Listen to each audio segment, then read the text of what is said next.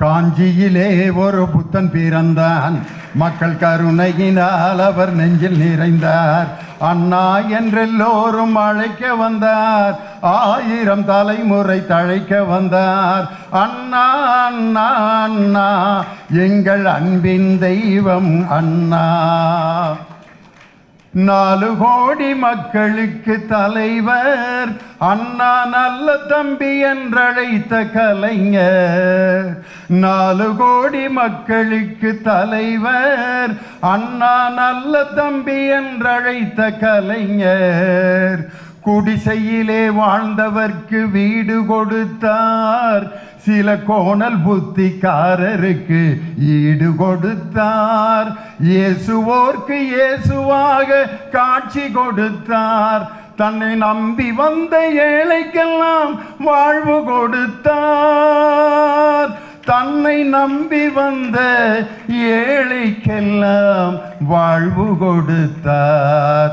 4 கோடி மக்களுக்கு தலைவர் அண்ணா, நல்ல தம்பி என்றழைத்த கலைஞர்.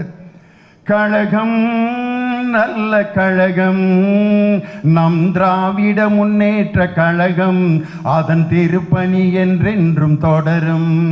கழகம் நல்ல கழகம், நம் திராவிட முன்னேற்ற கழகம், அதன் திருப்பணி என்றென்றும் தொடரும். மந்த மதி கொண்ட சங்கி கூட்டங்களை பின்னி பெடலெடுத்த கழகம், மந்த மதி கொண்ட சங்கி கூட்டங்களை பின்னி பெடலெடுத்த கழகம். கடமை கண்ணியம் கட்டுப்பாடெனும் மந்திரம் சொல்லி தந்த கழகம், கடமை கண்ணியம் கட்டுப்பாடு என்னும் மந்திரம் சொல்லி தந்த கழகம். இது அறிஞர் வழி வந்த கழகம், நம் கலைஞர் வகுத்தெடுத்த கழகம். இது அறிஞர் வழி வந்த கழகம், நம் திராவிட முதல்வரின் கழகம், நம் இளைய தலைவரின் கழகம். கழகம் நல்ல கழகம், நம் திராவிட முன்னேற்ற கழகம், அதன் திருப்பணி என்றென்றும் தொடரும்.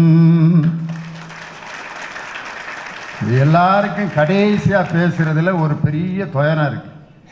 ஏன்னா எல்லாரும் பேசிடுவாங்க, ஆனால் அந்த இடத்த நிரப்புறதுக்கு சரியான ஆள் அப்படின்னு சொல்லி நேற்று தான் இந்த நிகழ்ச்சிக்கு என்னை அழைத்தார். ஒரே நாளில் இந்த நிகழ்ச்சியில் என்னுடைய பேரும் புகைப்படமும் இடம்பெற்று, வெளியில் இருக்கக்கூடிய பேனரில் என்னுடைய புகைப்படமும் பேரும் இடம்பெற்று, இந்த மேடைக்கு என்னை அழைத்து ஒரே நாளில் இந்த இடத்திற்கு என்னை அழைத்து வருகிறீர்களா என்று கேட்பதற்கு முன்னாலேயே அண்ணே வரணும் அப்படின்னு வந்துட்டேன் அப்படின்னு பாஸ்ட் டென்ஸில் சொன்னேன். அந்த அளவுக்கு இந்த அருமையான நிகழ்ச்சியை ஏற்பாடு செய்து, கிழக்கு மாவட்டம், கிழக்கு என்றாலே அது வளர்ச்சியை நோக்கியது. கிழக்கு வெளுத்ததடி, கீழ்வானம் சிவந்ததடி, கதிரவன் வரவு கண்டு கமலமுகம் மலர்ந்ததடி, வானமே வையமே நீ தந்த வளமெல்லாம் மானிடர் உரிமையம்மா, நான் என்று சொல்வதை நாம் என்று சொல்வதால் இந்த உலகம் வாழும் அம்மா என்று கிழக்கு வெளுத்ததடி கீழ்வானம் சிவந்ததடி என்று சொன்னது போல கிழக்கு மாவட்டம்தான் திராவிட முன்னேற்ற கழகத்திற்கு கிழக்கு திசையாக இருக்கிறது என்பதை நிரூபித்து காட்டுகின்ற கூட்டம். இந்த அருமையான நிகழ்ச்சிக்கு தலைமை தாங்கி நடத்தி கொண்டிருக்கக்கூடிய அம்பத்தூர் கிழக்கு பகுதியின் செயலாளர் என்டிஆர் நாகராஜ். உடம்ப பார்த்தீங்களா? அப்படி வந்து பக்கத்தில் நின்னார்னாலே நமக்கு ஒரு 50 பேர் வந்து நின்னதுக்கு சமம்.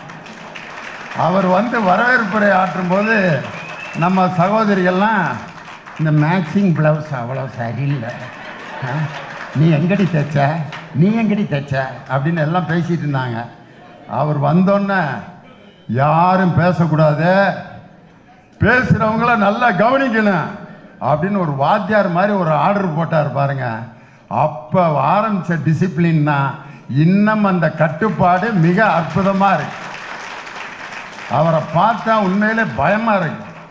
உடம்பும் ஆள் அந்த அண்ணே அப்படின்னா அந்த வந்துடுறண்ணே அப்படிம்பாங்க. ஆனால் பழகி பார்த்தா குழந்தை மாதிரி இருக்கார். அண்ணே ஆரம்பிச்சிடலாமண்ணே. சில பேரை உருவத்தை பார்த்து நம்ம எடை போட்டுருவான், அது மாதிரி நம்ம என்டிஆர் நாகராஜ் இந்த அருமையான கூட்டத்தை சிறப்பாக நடத்தி கொண்டிருக்கிறார். அவருக்கு என்னுடைய அன்பான வாழ்த்துக்கள்.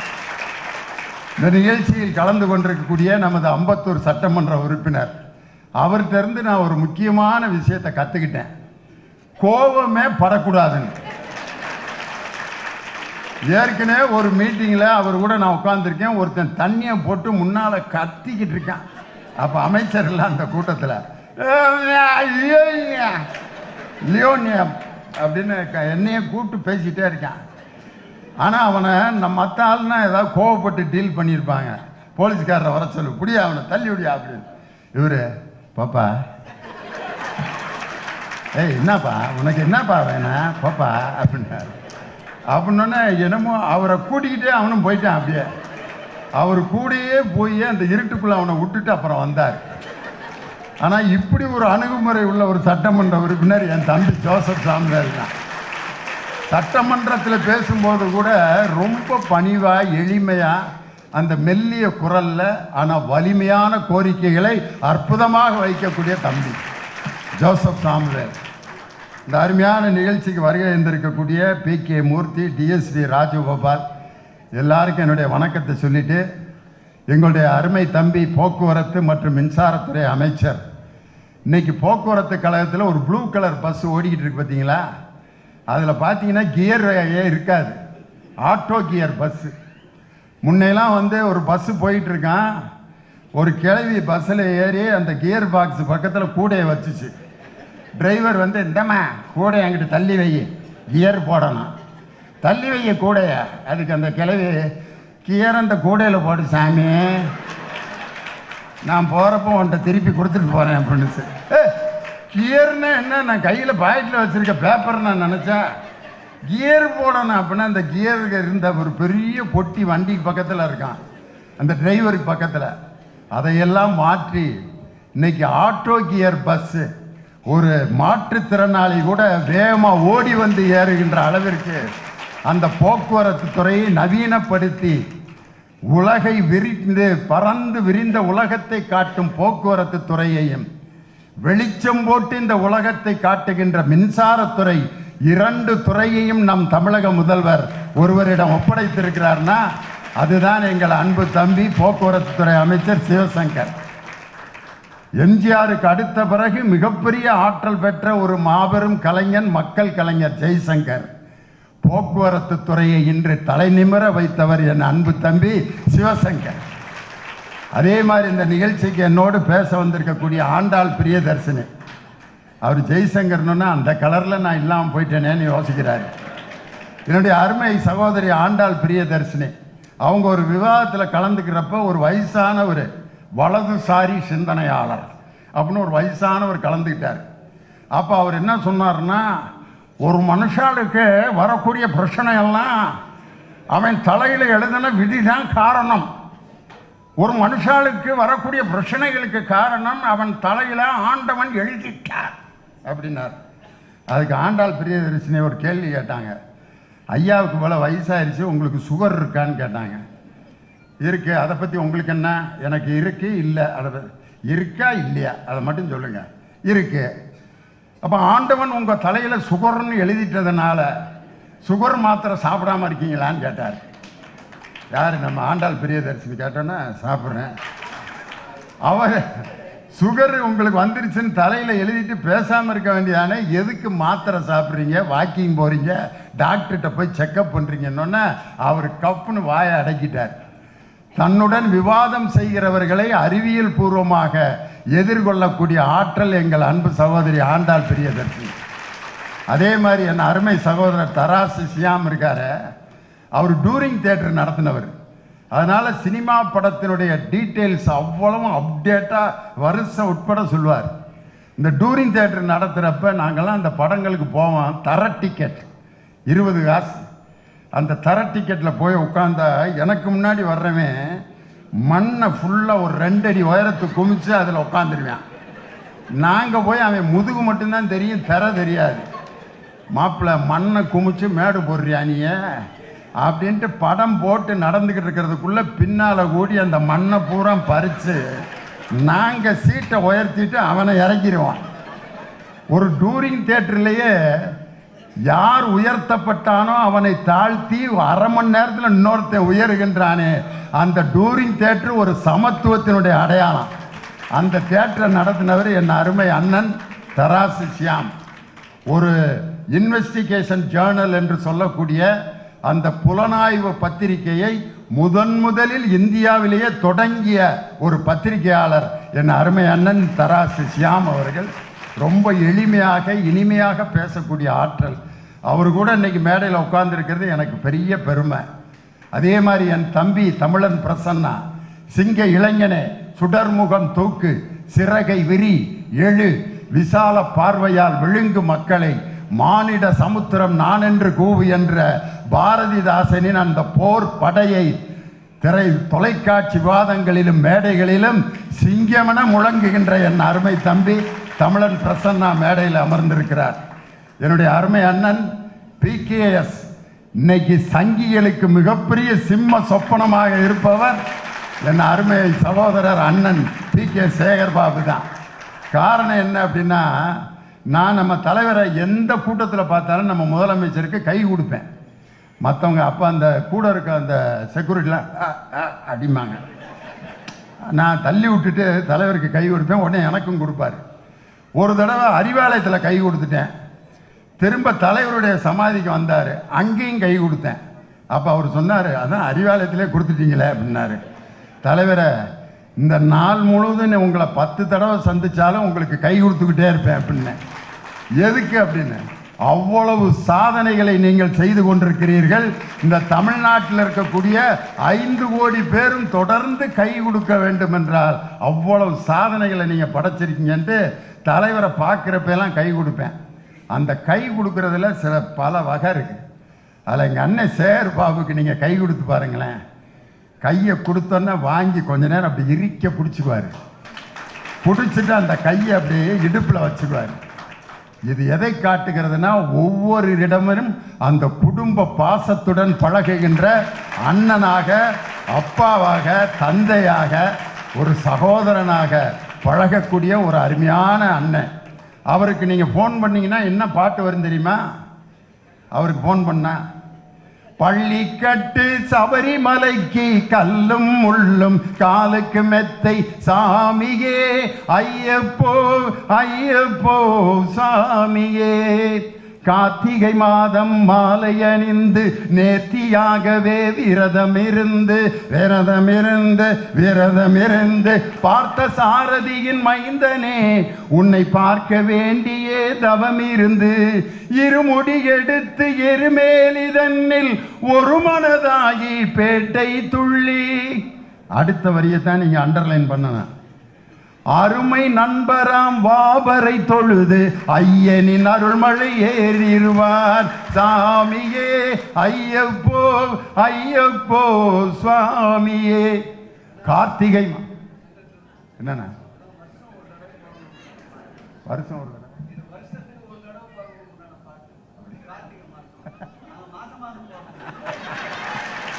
நான் அந்த பாட்டில் இருமுடி எடுத்து எரிமேலி தன்னில் ஒரு மனதாகி பேட்டை துள்ளி அருமை நண்பராம் வாபர் என்ற இஸ்லாமியரை தொழுது விட்டுத்தான் ஐயப்பனை வணங்குகின்ற அந்த மத ஒற்றுமைக்காகத்தான் இந்த பாட்டை நான் பாடினேன்.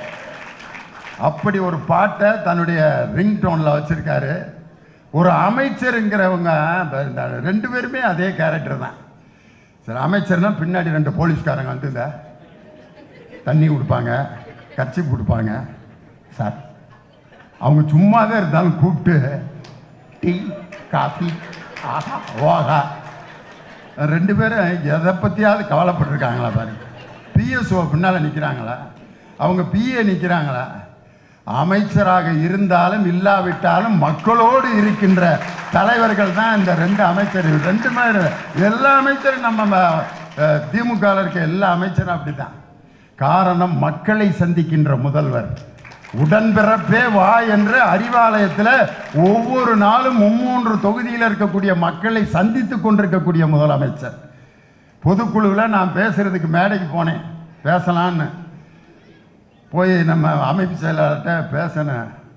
நேராச்சு போங்க, அப்போ தான் யோசித்தேன், உலகம் முழுதும் நம்மளை பேச கூப்பிட்றாங்க, பொதுக்குழுவில் நம்மளை வேணான்னு சொல்லிட்டாங்க. ஆனால் தலைவருடைய ஆணைக்கு கட்டுப்படுவது தான் ஒரு பெரிய, எவ்வளோ பெரிய நான் பேச்சாளராக இருந்தாலும் அந்த பொதுக்குழுவில் 1 மணி ஆயிடுச்சு, தலைவருடைய பேச்சுக்கு எல்லாரும் காத்துக்கிட்டு இருக்காங்கன்னு சொன்ன உடனே நான் இறங்கி வந்துட்டேன். மார்ச் 1ஆம் தேதி திராவிட மாடல் நாயகர் உதித்த நாள் மார்ச் 1ஆம் தேதி. ஏப்ரல் 1ஆம் தேதி வருகின்ற 2026 நம்மிடம் மண்ணை கவ்வ போகும் ஏமாளிகளுடைய தினம் ஏப்ரல் 1, முட்டாள்கள் தினம். மே 1 கட்சிக்காக உழைக்கின்ற உழைப்பாளிகளின் தினம் மே 1. 2026 வெற்றி பெறப் போவதற்காக பொதுக்குழு நடந்த நாள் ஜூன் 1. 2026 ஜூலை 1 அன்று கவர்னர் மாளிகையில் முத்துவேல் கருணாநிதி ஸ்டாலின் என்னும் நான் தமிழகத்தின் முதலமைச்சராக பொறுப்பேற்க போகிறேன்னு 2026 ஜூலை 1 அன்று என் தலைவர் முதலமைச்சராக பொறுப்பேற்கின்ற வருடம் நாள் அதுதான். அப்படிப்பட்ட பொதுக்குழுவில் என் தலைவர் ஒரு செய்தியை அறிவித்தார். விபத்தில் பாதிக்கப்பட்ட ஒரு தொண்டன் யாராவது விபத்தில் பாதிக்கப்பட்டு மரணமடைந்தால் அந்த தொண்டனுக்கு 10 லட்சம் நிதி உதவி அளித்த ஒரே இயக்கம் திராவிட முன்னேற்ற கழகம். அப்படிப்பட்ட ஒரு நல்ல தலைவரை பெற்றிருக்கக்கூடிய இயக்கம். இன்னைக்கு நம்ம மக்கள்கிட்ட எவ்வளோ நேரம் பேசுறதுன்னு கேட்டேன், நம்ம அமைச்சர்கிட்ட கேட்டேன். வர்றப்ப எனக்கு ஒரு பாட்டு பாடிக்கிட்டே சால்வா போட்டார். புண்ணியம் செய்தேனே நான் உன்னை அடைய, அந்த பாட்டை முழுசா பாடுறாரு. பாடிக்கிட்டே எனக்கு அந்த சால்வை போட்டு 1/2 மணி நேரம் ரகசியமாக பாடினதை இப்படியா வெளியே சொல்லுவீங்க அப்படின்னு. அந்த சால்வை போடுறப்ப 1/2 மணி நேரம் தான் பேசணுன்ட்டான் சொல்லிட்டார். அந்த ஆணைக்கு கட்டுப்பட்டு 1/2 மணி நேரத்தில் நான் முடிச்சிடுவேன். காரணம், உங்களுக்கு ஒரு சின்ன டெஸ்ட் வைக்கிறேன். ஒரு பாடகியோட பாட்டை நான் பாடி காட்டுறேன், யார் பாடினதுன்னு சொல்லணும். டெஸ்ட். சொல்ல சொல்ல இனிக்குதடா முருகா உள்ளமெல்லாம் உன் பெயரை. பி சுசீலா. ஆஹா, அவருக்கு எல்லாரும் கை தட்டுங்க. கந்தன் கருணையில் பி சுசீலா அம்மா பாட்டு. இப்போ நான் ஒரு பாட்டு பாடுறேன், லேடிஸ் எல்லாரும் சொல்லிடுவாங்க யார் பாடினதுன்னு. செல்லாத்தா செல்ல மாரியாத்தா எங்க சிந்தையில் வந்து அருவினாடி நில்லாத்தா. யாரு? எல்லாரையும். சரி, எப்படி பார்த்தீங்களா அந்த வாய்ஸுக்கு அதுக்கு எவ்வளோ வித்தியாசம். இன்னொரு பாட்டு பாடுறேன், யாருன்னு கண்டுபிடிங்க. குன்றத்திலே குமரனுக்கு கொண்டாட்டம், அங்கே குவிந்ததம்மா பெண்கள் எல்லாம் கொண்டாட்டம் கொண்டாட்டம். யாரு? பெங்களூர் ரமணியம்மாள். அவருக்கு எல்லாரும் கை தட்டுங்க. ஆஹா, குன்றத்திலே குமரனுக்கு கொண்டாட்டம்னு பாடினாங்க. இன்னொரு லேடியோட வாய்ஸை பாடுறேன், யாருன்னு சொல்லுங்க பார்ப்போம். வாழ்க்கை என்னும் ஓடம் வழங்குகின்ற பாடம் மானிடரின் மனதினிலே மறக்க ஒண்ணா வேதம். வாழ்க்கை என்னும் ஓடம். யாரு? கேபி சுந்தராம்பாள். எல்லாரீஸ்வரிய சொன்னதை விட இந்த அரங்கமே கேபி சுந்தராம்பாள் சொன்னச்சு. பாட்டை எழுதியது யார்? முத்தமிழறிஞர் டாக்டர் கலைஞர் எழுதிய பாடம். வாழ்க்கை என்னும் ஓடம் வழங்குகின்ற பாடம் மானிடரின் மனதினிலே மறக்க ஒண்ணா வேடம். வாலிபம் என்பது கலைகின்ற வேடம், அதில் வந்தது வரட்டும் என்பவன் முழு மூடன்.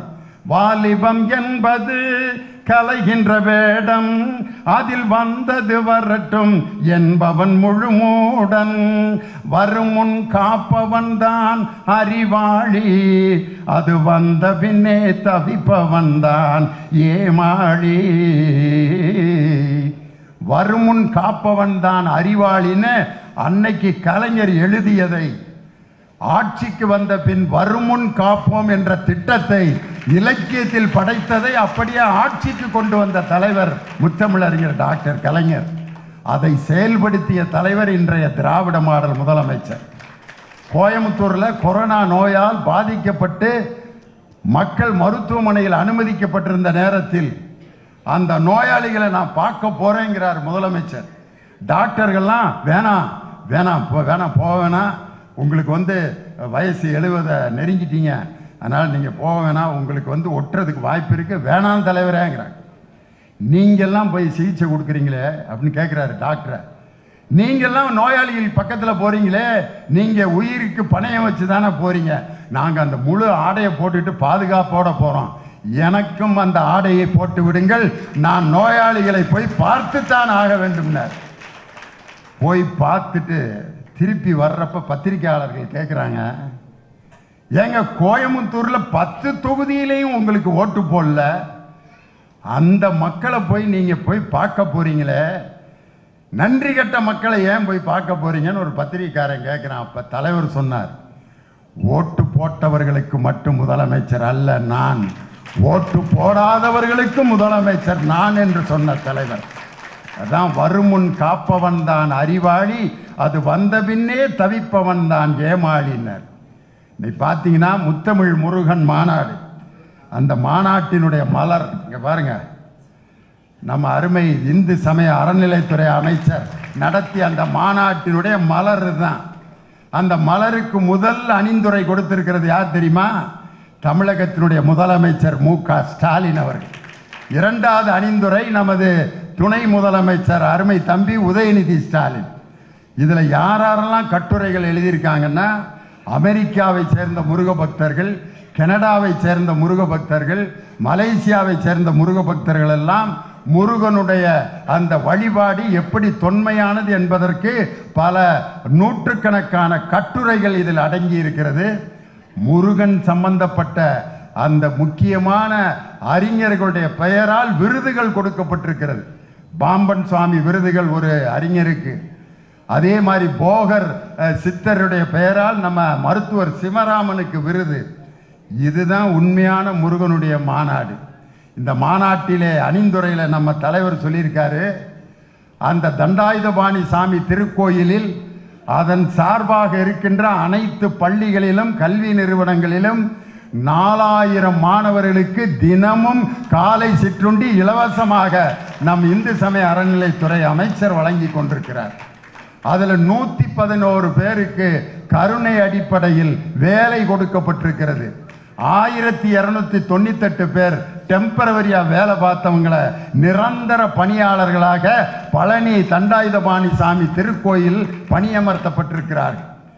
அதே மாதிரி கிட்டத்தட்ட 697 கோடி ரூபாய் 6 படை வீடுகளுக்கும் அந்த நிதியை ஒதுக்கி 6 படை வீடுகளில் இருக்கக்கூடிய முருகன் கோயில்களை தரம் உயர்த்துவதற்கு நிதி ஒதுக்கியவர் நம் இந்து சமய அறநிலையத்துறை அமைச்சரும் நம் மாண்புமிகு தமிழக முதலமைச்சர் அவர்கள் தான். ஆனால் முருகனை வச்சு ஓட்டு கேட்கணும்னு அந்த குரூப்பு பரப்பிச்சு. ஏற்கனவே 2021 வேல் யாத்திரை யார் நடத்தினது தெரியுமா? அன்னைக்கு பாஜகனுடைய தலைவராக இருந்தவர், அவர் பேர் முருகன் தான். முருகனை திருத்தணி மலையில் இருக்க முருகனுடைய வேலை எடுத்துக்கிட்டு திருத்தணியிலிருந்து பாத யாத்திரை. எதுக்கு? முருகன் நம்மளை ஜெயிக்க வைப்பாருங்க. வெற்றிவேல் வீரவேல், வெற்றிவேல் வீரவேல். கொண்டு போகிறது யாரு? முருகன். அவர் பேர். வேண்டுதல் வச்சிருக்கிறது யாரு? முருகன் கடவுள்கிட்ட. தூக்கிட்டு போறது எது? வேல்கம்பு. தூக்கிட்டு போய் இங்கிருந்து நடந்து போய் முருகன் என்னை வெற்றி பெற வைப்பார் அப்படின்னாரு. அந்த முருகன் தாராபுரம் தொகுதியில் நம்முடைய அருமை சகோதரி கயல்விழி செல்வராஜ் அவர்களிடம் தோற்று போனார். அப்போ முருகன் வேல்கம்பை புடுங்குறப்பே நினைச்சிட்டார், என்கிட்ட இருந்த ஒரே ஆயுதம் இதாண்டா, அதையும் பிடிங்கிட்டு கிளம்பிட்டாங்க, உங்களுக்கு நான் வைப்பேன் பாருங்க ஆப்பு, அப்போ நீங்கள் யாருன்னு தெரிஞ்சுக்குவீங்கன்ட்டு தலைவராக இருந்த முருகன் மட்டும் தோல்வி அடையல. அப்பொழுது புதிதாக கட்சியில் இணைந்த அண்ணாமலை அரவக்குறிச்சி தொகுதியிலும் மொஞ்சனூர் இளங்கோ என்ற ஒரு சாதாரண தொண்டனிடம் தோல்வி அடைந்தார். அதுக்கப்புறம் முருகன்ட்ட, முருகா எப்படியாவது எங்களை ஜெயிக்கவையே, ஆகா ஓகா அப்படின்னு நீலகிரி தொகுதியில் போய் நமது துணை பொதுச் செயலாளர் அருமை அண்ணன் ராசா அவர்களை எதிர்த்து நின்று அப்பையும் முருகன் தோத்து போனார். கோயமுத்தூர்ல கணபதி ராஜ்குமார் என்ற நமது திராவிட முன்னேற்ற கழகத்தின் தோழருடன் தோல்வி அடைந்தவர் அண்ணாமலை. பல தடவை முருகன் உங்களுக்கு ஆப்பு வச்சிருக்காரு. அதே முருகன்கிட்ட போய் 2026 திமுக தோற்கடிக்க வேண்டும் முருகா, திராவிடம் ஒழிய வேண்டும் முருகா, முருகா ஆகா ஓகான்னு முருகன் பார்க்குறாரு. நானே திராவிட இயக்கத்தில் முக்கியமான உறுப்பினர்ரா, உங்களுக்கு தெரியாதா என்னை பற்றி? எதை வச்சு முருகனை திராவிட இயக்கத்தினுடைய உறுப்பினர்னு சொல்கிறேன் தெரியுமா? முதல்ல மாநில சுயாட்சிக்கு குரல் கொடுத்ததே என் அப்பன் ஞான பண்டிதன் முருகன் தான். வீட்டில் அவருக்கு ஒரு பிரச்சனை வந்துருச்சு, ஞானப்பழத்தை கொண்டு வர்றார் நாரதர். இதோ ஞானப்பழம், அந்த ஆளுக்கு எவனோ கொடுத்துருக்கேன், தின்ட்டு பேசாமல் வீட்டில் படுத்திருக்கலாம். நேராக சிவபெருமன் ஃபேமிலியில் கொண்டு வந்து இந்த ஞானப்பழம் உடனே அவர் வாங்கி, சிவபெருமன் வாங்கி ரொம்ப நன்றி மாப்பிள்ள அப்படின்ட்டு வாங்கி சாப்பிட்டு பேசாமல் இருந்திருக்கலாம். உடனே வீட்டுக்கார மாட்டேன், இதை நான் சாப்பிடுவதை விட நீ சாப்பிடுவது தான் சால சிறந்தது.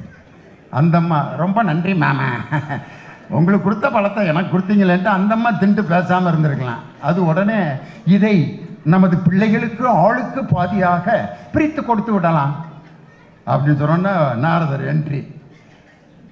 மாம்பழத்தை இரண்டாக பிரிக்க கூடாது, யாராவது ஒருவருக்குத்தான் கொடுக்க வேண்டும். உடனே நீங்கள் தான் போட்டி வைப்பதில் வல்லவராயிற்று, நமது பிள்ளைகளுக்கு ஒரு போட்டி வையுங்கள்.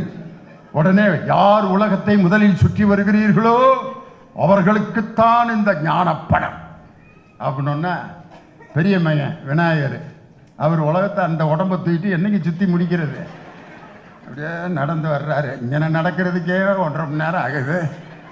நம்ம வாகனத்துக்கிட்ட கேட்போம்னா அவருடைய வாகனம் எது? மூஞ்சூர். அதுக்கிட்ட கேட்குறாரு, பிரதர் உலகத்தை சுத்த போகலாமா? அதுக்கு மூஞ்சூர் சொல்லுது, கொஞ்சமாவது மனசாட்சி இருக்காயா உனக்கு? என் மேலே நீ உட்காந்தீங்கன்னா எனக்கு அதுதான் கடைசி சிட்டிங்க. இதில் உன்னையை தூக்கிட்டு நான் உலகம் முழுவதும் எப்படி உந்து உந்து போய் நீ என்னைக்கு ஞானப்பழத்தை வாங்கிறது? முருகன் நம்பால் உடனே தமிழ் கடவுள் மயில் எடுத்தார். ஒரு நொடியில் உலகத்தை சுற்றி வருகிறேன், சுற்றி அடிச்சுட்டு வந்துட்டார். வந்து எங்கே எனக்கு ஞானப்பழம் அப்படின்னா அதுக்குள்ள விநாயகர் ஒரு டுபாக்கு ஒரு வேலை பார்த்துருவார். யார்கிட்ட? நாரதர்கிட்ட. உலகம் என்றால் என்ன, அம்மையப்பன் என்றால் என்ன? உலகம் என்றாலும் அம்மையப்பன் என்றாலும் ஒன்றுதான். இந்த ஆள் எனக்கு தெரியாதுன்னு இருக்கலாம், அவன் குழப்பத்தை உண்டு பண்ணுறதுக்குனே தான் வந்திருக்கான். உலகம் என்றாலும் அம்மையப்பன் என்றாலும் ஒன்றுதான். அப்படியானால் என் அம்மா அப்பாவை சுற்றினால் உலகத்தை சுற்றியதாகத்தானே அர்த்தம். ஆமாம் ஆமாம் என்றார். அவங்க அப்பா அம்மா 3 ரவுண்ட் அடிச்சுட்டு ஞானப்பழத்தை வாங்கி தின்னுக்கிட்டு இருக்காரு. அப்போ வர்றாரு முருகன், எங்கே எனக்கு ஞானப்பழம்? உங்கள் அண்ணன் வாங்கி சாப்பிட்டுக்கிட்டு இருக்கேன், நீ உன் வேலையை பார்த்துட்டு போ. எனக்கு அநீதி இழைக்கப்பட்டது, இந்த இடத்தில் நான் இனிமேல் இருக்கப் போவதில்லை, எனக்கென்று ஒரு தனி உலகத்தை நான் அமைக்கப் போகிறேன், எனது நாடு எனது உலகம் என்று அமைக்கப் போகிறேன்னு அநீதி இழைக்கப்பட்டவுடன் எப்படி நம்ம தலைவர் Tamil Nadu is out of control of central government அப்படின்னு சொன்னாரோ, அதே மாதிரி எனக்கென்று ஒரு தனி உலகத்தை அமைக்க போகிறேன்னு அன்னைக்கு போய் நின்னவர் தான். இன்னைக்கு வரைக்கும் அந்த கோரிக்கை நிறைவேறாம கோமணத்தோட ஏழிப்படி தண்டு கொன்று கோமணத்துடன் ஆண்டியானாய் ஔவையார் பாடுவாங்க. அப்ப ஔவையார்கிட்ட கேட்பாரு முருகன், ஔவையே 1 2 3 என்ற வரிசையில் எங்கள் குடும்பத்தை பற்றி பாடு. ஒன்னே ஔவையார், ஒன்றானவன் உருவில் இரண்டானவன், உருவான செந்தமிழில் மூன்றானவன், நன்கான வேதத்தில் நான்கானவன், நமச்சிவாய என 5ஆனவன், இன்பச் சுவைகளுக்குள் 6ஆனவன், இன்னிசை பதங்களில் 7ஆவனன், தித்திக்கும் நவரச வித்தானவன், பற்றானவன் நெஞ்சில் பற்றானவன், பன்னிருகை வேலவனை பெற்றானவன் என்று தமிழிலே ஔவையை பாடி தமிழை ரசித்த கடவுள் யா முருகன். அவரை போய் இவருக காப்பாற்ற போறாருங்களாம். முருகனை நாங்கள் காப்பாற்றுவோம். ஒரு அம்மா தான் அழகா சொல்லிச்சு, அறுபடை வீறு கொண்ட திருமுருகான்ட்டு சீர்காழி கோவிந்தராஜன் ஒரு பாட்டு பாடியிருப்பார். அந்த பாட்டில் திருப்பரங்குன்றத்தை பற்றி என்ன பாடினார்னா, குறுநகை தெய்வானை மலரோடு வண்ண குலமகளாக வரும் நினைவோடு திருமண கோலம் கொண்ட ஒரு வீடு வண்ண திருப்பரங்குன்றம் என்னும் படை வீடு. தெய்வானைக்கு கல்யாணம் ஆன இடம்தான் திருப்பரங்குன்றம். திருப்பரங்குன்றத்தில் நீ சிரித்தால் முருகா அப்படின்னு தான் எழுதியிருக்காங்களே ஒழிய அமித்ஷா இங்க வந்து சொல்றாரியா திருப்பரங்குன்றத்தை சிக்கந்தர் மலை என்று மாற்றியது திமுகங்கிறாரியா. என்னைக்காவது நம்மளோ அன்னை சேகர் பாபுவோ சிக்கந்தர் மலைக்கு நான் போயிட்டு வரேன் போயிருக்காரு என்னைக்காவது? இந்து சமய அறநிலைத்துறை அமைச்சர் திருப்பரங்குன்றத்தில் அங்க இருக்கக்கூடிய அதிகாரிகளை சந்தித்து கோயில் திருப்பணிகளை பார்வையிட்டார்னா வருதே ஒழிய சிக்கந்தர் மலை அப்படிங்கிற பேரை நம்ம மாத்தினோம்னு ஒரு உள்துறை அமைச்சர் அபாண்டமாக போடப்பட்ட பழி. இந்த பாட்டு திருப்பரங்குன்றத்தில் நீ சிரித்தால் முருகான் தான் எழுதியிருக்காங்களே ஒழிய சிக்கந்தர் மலை மீது நீ சிரித்தால் முருகா நாகூர் தர்காவிலே எதிரொலிக்கும் அப்படின்னா பாடினாங்க இல்லை. ஒரு மத கலவரத்தை உண்டு பண்ண வேண்டும் என்பதற்காக திட்டமிட்டு நடத்தப்பட்ட ஒரு மிகப்பெரிய கேவலமான ஒரு கூட்டம் தான் அந்த இந்து முன்னணி அவர்கள் நடத்திய அந்த கேவலமான அந்த கூட்டம். அந்த கூட்டத்தில் போய் அதிமுக குரூப் முன்னாள் வருவாய்த்துறை அமைச்சர் ஆர் வி உதயகுமார், பால்வளத்துறை அமைச்சர் ராஜேந்திர பாலாஜி, செய்தி மக்கள் தொடர்புத்துறை அமைச்சர் கடம்பூர் ராஜு எல்லாம் முக்கியமான விஞ்ஞானியை மறந்துட்டேன் நான். தெர்மோகோல் விஞ்ஞானி மரியாதைக்குரிய கூட்டுறவுத்துறை அமைச்சர் செல்லூர் ராஜு எல்லாம் உட்கார்ந்து அண்ணாமலைங்கிற அந்த தலைவர் நீங்க இருக்கக்கூடாதுன்னு சொன்னதுக்கு என்ன காரணம்? அண்ணாவை பற்றி தரக்குறைவாக பேசினார், உங்கள் முதலமைச்சரை பற்றி தரக்குறைவாக பேசினார், அதனால அவர் தலைவராக இருந்தால் நாங்கள் கூட்டணி சேர மாட்டோம்னு சொன்ன அதே அண்ணாமலை மேடையில் உட்கார்ந்துருக்காரு. பக்கத்தில் ரோசம் இல்லாமல் வெக்கம் இல்லாமல் பக்கத்தில் கையை கட்டி உட்கார்ந்து கொண்டு அண்ணாவையும் பெரியாரையும் அவர்கள் கேவலமாக பேசுவதை பார்த்துவிட்டு ஒரு நாள் கழித்து வந்து ஒரு நாள் ஆச்சு ரோசம் வர்றதுக்கு. ரோசம் எப்படியா வரணும்? ரோசம் எப்படி வரணும்? ஒருத்தன் வீட்டுக்கு கூப்பிடுனா வாப்பா உட்காரு, என்னடா இப்படி கூப்பிடுறது உட்கார சொல்கிறேன், வாங்க வாங்க வாங்க அங்கே உட்காருனா தான் உட்காரு, வா உட்காரு சாப்பிட்டுப்பா அப்படின்னு உடனே என்ன சோத்துக்கான வந்திருக்கேன் நினச்சியா? ஏண்டா ஆளு முகரை ஒரு சோறு வேணாம் ஒரு விசேஷம் வேணாம். இவன் தான் மனுஷன். அவனுடைய உணர்வு பாதிக்கப்படும் போது உடனே எவன் கொந்தளிக்கிறானா அவன் தான் என் மனுஷன். பெரியாரையும் அண்ணாவையும் அவர்கள் அதுவும் காது கேட்கலன்னா பரவாயில்ல விஷுவலாக காமிச்சிட்டு இருக்கான். எந்தவித சொரணையும் இல்லாமல் அமர்ந்திருக்கிறார்கள் என்று சொன்னால் இவர்கள் பதவிக்காக எதை வேண்டுமானாலும் இழப்பதற்கு தயாராக இருப்பார்கள்ங்கிறத அந்த இடத்துல காட்டிட்டாங்களே. ஒரு கதை, ஒரு பெரிய மலையில் ஒரு சாமி இருக்கு. அந்த சாமியை கீழே மலைக்கு கீழே கொண்டு வந்து மக்களுக்கு அருள் பாலிக்க கொண்டு வரணும். அப்போ அந்த மலைக்கு மேலே இருக்க ஒரு ராஜா, அவருக்கு கையால் நடக்க முடியாது, பைத்தியம் முடிச்ச ஒரு ராஜா. அந்த ராஜா சொல்கிறாரு, சாமியை நான் தான் தூக்கிட்டு வருவேன். வேணாம் ராஜா, உங்களுக்கு கையால் வரல, நீங்கள் நடந்து போகிறதுக்குள்ளே ஜனங்கள்லாம் போயிடுவாங்க. வேணாம் ராஜா, சாமியை நான் தானே தூக்கிட்டு வருவேன் அப்படின்னு ராஜா ஒரே கலகம். ராஜாவுக்கு கால் இல்லை, நடக்க முடியாது, லைட்டாக மெண்டல் வேறு. இருந்தாலும் ராஜா ரொம்ப ஆசைப்படுறாரு. சாமியை ராஜா கையில் கொடுத்துட்டாங்க. நடக்க முடியாது, எப்படி ராஜா போவ? ஒரு கழுதையை கூப்பிட்றேன் வா அப்படின்னு எங்கேயோ இருந்த ஒரு கழுதையை கூப்பிட்டு ராஜாவை தூக்கி உட்கார வச்சுட்டாங்க. ராஜா சாமியை தூக்கிட்டு வர்றார். வழி நெடுக ஜனங்கள்லாம் அப்படின்னு கும்பிடவும் கழுதை என்ன நினச்சிக்கிச்சு, நம்மளைத்தான் எல்லாரும் கும்பிடுறாங்க அப்படின்ட்டு மண்டைய இப்படியே ஆட்டிக்கிட்டு சந்தோஷமாக வருது. எது கழுதை. ராஜா என்ன நினச்சிக்கிட்டாரு, நம்மளைத்தான் கும்பிடுறாங்கன்ட்டு மேலே இருக்கிற சாமியை வச்சுக்கிட்டு டங்கு டங்கு டங்குன்னு குதிக்க ஆரம்பிச்சிட்டாரு. கழுதையும் குதிக்க ஆரம்பிச்சிருச்சு, ராஜாவும் குதிக்க ஆரம்பிச்சு. மலையை விட்டு கீழே இறங்கணும்னா கழுதையும் கீழே விழுந்து, ராஜாவும் கீழே விழுந்து, சாமி சிலையும் சுக்கு நூறா நொறுங்கி போச்சு. இந்த 2026 பாஜக அதிமுக கூட்டணிக்கு நடக்க போறது இதுதான். அதுல கழுதை யார் தெரியுமா? அவர் பேரை சொல்லக்கூடாது, அதிமுக தான் அந்த கழுதை. அந்த பைத்தியம் பிடிச்ச ராஜா யாருன்னா பாஜக. வேற எந்த எதை சொல்லி ஓட்டு கேட்பது என்று தெரியாமல் ஒரு சாமி சிலையை தூக்கி கொண்டு அவர்கள் மக்களிடம் ஓட்டு பிச்சை ஏந்தி கொண்டிருக்கிறார்கள். இன்னைக்கு எங்கள் ஊரில் ஒரு ஆள் இருக்கான், பையில் பார்த்தீங்கன்னா சிலுவை ஜபமாலை வச்சுருப்பேன், விபூதி போடுறதுக்கு ராம கட்டி வச்சுருப்பேன், காவி ட்ரெஸ்ஸை வச்சுருப்பேன், இஸ்லாமியருடைய குல்லா 3 வச்சுருப்பேன். எதுக்குன்னா எந்த கோயிலில் பூஜை நடக்குதோ அந்த யூனிஃபார்மை மாட்டிடுவேன். பெருமாள் கோயில்னால் நல்ல இவ்வளோ பெருசு நடுத்தலையிலேருந்து போட்டு வெங்கட்ராமா கோவிந்தா வெங்கட்ராமா கோவிந்தா சில்லற காசை பொறிட்டு வந்துடுவார். அடுத்து சிவன் கோயிலில் பிரதோஷம்னா இப்படி அடிச்சிடுவேன், டக்குன்னு இதை அழிச்சிட்டு தப்புன்னு அடிச்சுட்டு தென்னாடுடைய சிவனே போற்றி எந்நாட்டிற்கும் இறைவா போற்றி சித்தமெல்லாம் எனக்கு சிவமயமே பிச்சை எடுப்பான். அங்கே போய் சர்ச்சில் ஞாயிற்றுக்கிழமை இது எல்லாத்தையும் தூக்கி பையில் போட்டு பெரிய ஜபமாலையை மாட்டிக்கிட்டு கர்த்தராகிய இயேசுவினுடைய நாமத்துக்கு சோத்திரம் ஐயா, சோத்திரம் ஐயா, சோத்திரம் ஐயா, காசு விழுந்துக்கிட்டே இருக்கு.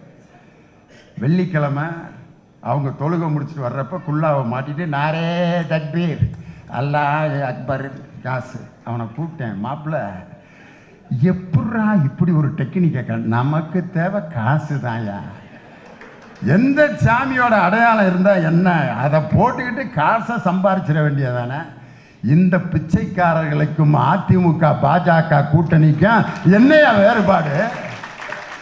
நல்ல திட்டங்களை மக்களிடம் கொடுத்து ஓட்டுக்களை பெறுவதற்கு வக்கில்லாமல் ஒரு ஆன்மீகத்தில் இருக்கக்கூடிய ஒரு முருகனுடைய படத்தை காண்பித்து, சிலையை காண்பித்து, வேல்கம்பை காண்பித்து ஓட்டு வாங்கி கொண்டிருக்கக்கூடிய இந்த ஓட்டு பிச்சைக்காரர்களை ஓட ஓட விரட்டி 2026 உதிக்கின்ற சூரியனை எந்த சக்தியாலும் தடுக்க முடியாது. ஒரே ஒரு செய்தியை மட்டும் சொல்லிடுறேன். கலைஞர் பிறந்தநாள் இன்னைக்கு.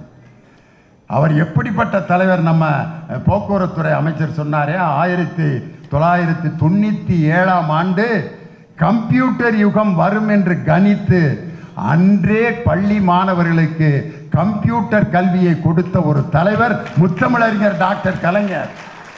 அவரால் உருவாக்கப்பட்ட தொழில்நுட்ப பூங்கா, டைடல் பார்க், தொழில்நுட்ப பூங்காக்கள், இது எல்லாரும் இந்த எல்லா மாவட்டத்திலும் இன்னைக்கு வந்து ஒவ்வொரு டைடல் பார்க்லையும் 1.5 லட்சம் இளைஞர்கள் வேலை செய்கிறார்கள் என்று சொன்னால் அந்த வேலை வாய்ப்புக்கு அச்சாரமிட்டவர் முத்தமிழறிஞர் டாக்டர் கலைஞர் என்ற அற்புதமான ஒரு விஞ்ஞானி. அது மட்டும் இல்லை, இன்னைக்கு நம்ம பாட்டு கேட்கறது எத்தனை மெத்தட் வச்சுருக்கோம் பார்த்துருக்கீங்களா? பாட்டு கேட்குற மெத்தடு. ஒரு காலத்தில் ரெக்கார்டு பிளேயர் இருந்துச்சு. கல்யாண மாப்பிள்ளை பொண்ணு போயிட்டாங்கன்னா அந்த பொண்ணு மாப்பிள்ளைக்குன்னே ஒரு பாட்டு வச்சுருப்பாங்க, மணமகளே மருமகளே வா வா. Record player. உன் வலது வலது வலது வலது. அந்த ஊசி அங்கனே நின்றுக்கிறேன். அந்த பிள்ளை காலை எடுத்து வச்சுட்டு வைக்கிறதா வேணாமா, இது என்ன ஓட்டுங்கடா பாட்டை, மணமகளே மருமகளே வா வா. கொஞ்சம் இதுக்கு முதல்ல இருந்ததே தேவலாம் போல இருக்கு. டக்குன்னு இன்னொரு தடவை மாற்றுவான், மணமகளே மருமகளே வா.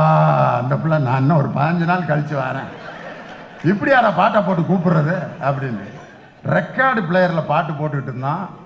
அதுக்கப்புறம் பார்த்தீங்கன்னா ஆடியோ கேசட். என் பட்டிமன்றம்லாம் வந்தப்போ ஆடியோ கேசட். பட்டுக்கோட்டையா கண்ணதாசனா திண்டுக்கல் யோனியின் பட்டிமன்றம் 4 பாகங்கள். முதல் பாகம், 2வது பாகம், 4 கேசட்டில் ஒரு பட்டிமன்றம் கேட்பாங்க. அதுக்கடுத்து சிடி, காம்பாக்ட் டிஸ்க் அப்படின்னு வந்துச்சு, சிடி பிளேயர். இன்னைக்கு பார்த்தீங்கன்னா என் சகோதரி கையில் வச்சுருக்க இந்த செல்ஃபோனில் ஒரு 5000 பாட்டு இருக்கும். மெமரி கார்டு இவ்வளோ பெருசு தான் இருக்கும்.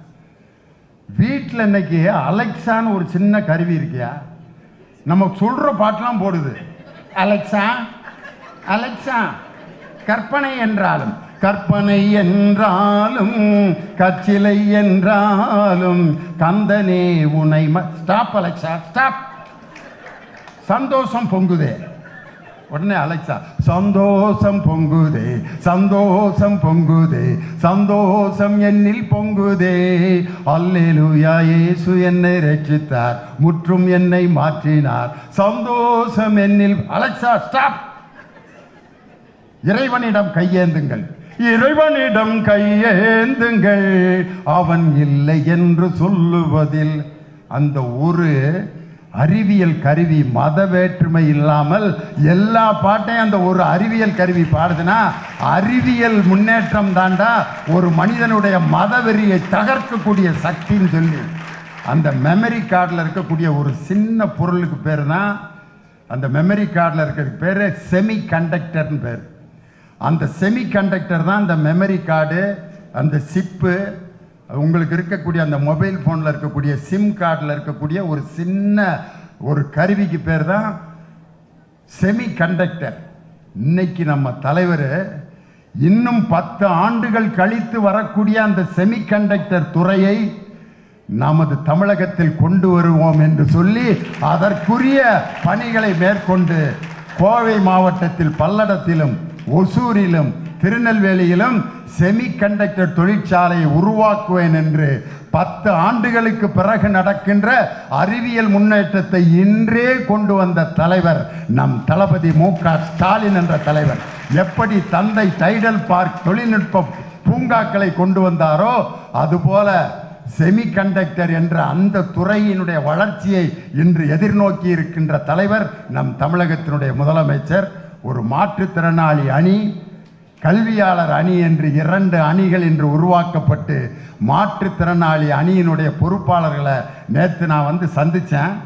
அந்த பையன் சொல்கிறாரு, மாற்றுத்திறனாளிகள், காது கேட்காதவர்கள் உள்நாட்சி தேர்தலில் போட்டியிடுறதுக்கு உங்களுக்கு அனுமதி இல்லை, காரணம் செவித்திறன் குறைபாடு உள்ளவர்கள் தேர்தலில் நிற்கக்கூடாதுன்னு விதி இருக்குன்னு சொல்லி அதை எதிர்த்து கோர்ட்டு கேஸுக்கெல்லாம் போய் அந்த கோர்ட்டுக்கு அவர்கள் நீதிமன்றத்தில் போராடும் போது ஆதரவு தந்த தலைவர் நம் தமிழகத்தினுடைய முதலமைச்சர். அப்போ சொல்லியிருக்காரு, நான் ஆட்சிக்கு வந்தால் உள்ளாட்சி மன்றத்தில் உங்களுக்கு பிரதிநிதித்துவம் கொடுப்பது என்னுடைய பொறுப்பு, இதை ஏற்றுக்கொள்ளுங்கள் சொல்லி இன்னைக்கு 12,000 பேர் உள்ளாட்சி மன்றத்தில் நியமன உறுப்பினர்களாக மாற்றுத்திறனாளிகளை நியமித்த புரட்சியை தந்தவர் நமது தளபதி மு.க. ஸ்டாலின் என்று சொல்லி இன்னைக்கு எம்ஜிஆர் பாட்டை பாடினா தான் இந்த குரூப்பு ஏடிஎம்கே குரூப்புகளுக்கு சரியா இருக்கேன். அன்னைக்கே எம்ஜிஆர் பாடிட்டார், நெஞ்சம் உண்டு நேர்மை உண்டு ஓடு ராஜா, நேரம் வரும் காத்திருந்து பாரு ராஜா, அஞ்சி அஞ்சி வாழ்ந்தது போதும் ராஜா, நீ ஆற்று வெள்ளம் போல் எழுந்து ஓடு ராஜா. எடப்பாடிக்குனே அடுத்த வரி எழுதியிருக்காரு கண்ணதாசன்.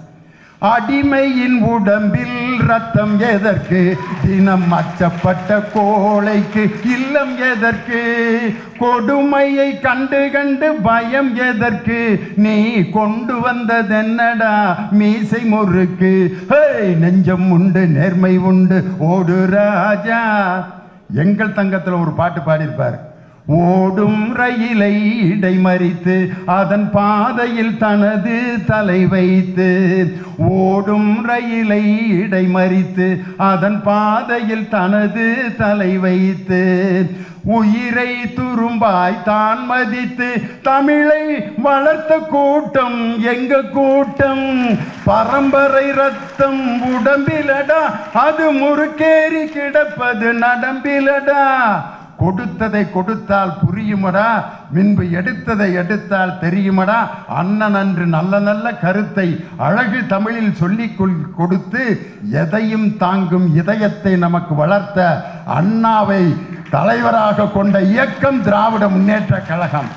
அந்த இயக்கத்தினுடைய சூரியன் 2026 உதிப்பதை எந்த சக்தியாலும் தடுக்க முடியாது என்று சொல்லி 2026 ஆகஸ்ட் 15 அன்று சென்னை கோட்டை கொத்தளத்தில் கொடியேற்ற போவது எங்கள் தலைவர் மு.க. ஸ்டாலின் தான். மீண்டும் முதல்வர் ஆவார். அதற்கு 200 தொகுதிகளுக்கு மேல் நாம் வெற்றி பெறுவோம் என்று சொல்லி அண்ணன் சொன்ன அதே அரை மணி நேரத்தில் நான் முடிச்சிட்டேன்னு சொல்லி உங்கள் அனைவருக்கும் நன்றி தெரிவித்து விடைபெறுகிறேன். வணக்கம். டாக்டர் கலைஞர், தமிழக முதல்வர் தளபதி ஸ்டாலின். தமிழக முதல்வர் தளபதி ஸ்டாலின், இளைய தலைவர் உதயநிதி ஸ்டாலின்,